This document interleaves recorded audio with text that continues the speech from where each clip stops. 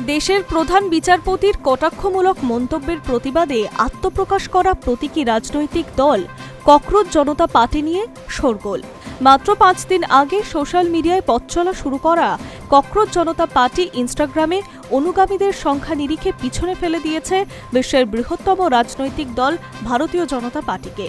বৃহস্পতিবার একটি গুজব ছড়ায় এক্স হ্যান্ডেল থেকে তাদের অ্যাকাউন্টটা নাকি সরিয়ে দেওয়া হয়েছে, কিন্তু শুক্রবারের শেষ আপডেট বলছে ককরোচ জনতা পার্টির ফলোয়ার্স 19.1 মিলিয়ন। ফলে এখন প্রশ্ন উঠছে, ভোটের ময়দানে আরশোলাকে কি মেনে নেবে নির্বাচন কমিশন? আমেরিকার বোস্টন শহরে জন্ম ককরোচের।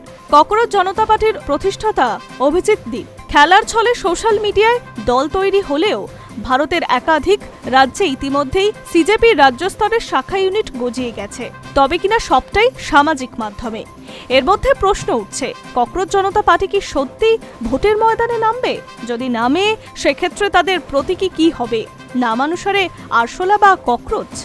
সবচেয়ে বড় কথা হলো, নির্বাচন কমিশন কি মান্যতা দেবে সেই পার্টিকে, যেটা তৈরি হয়েছিল প্রধান বিচারপতির কটাক্ষমূলক মন্তব্যের প্রতিবাদে? তা যদি দেয়, আরশোলাকে কি প্রতীকী হিসেবে মানা হবে?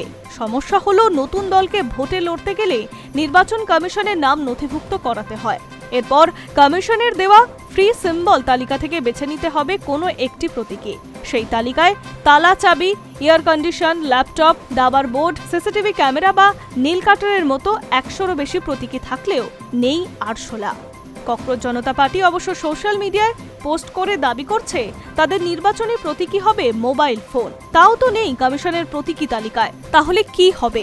উত্তর আপাতত নেই। High news network.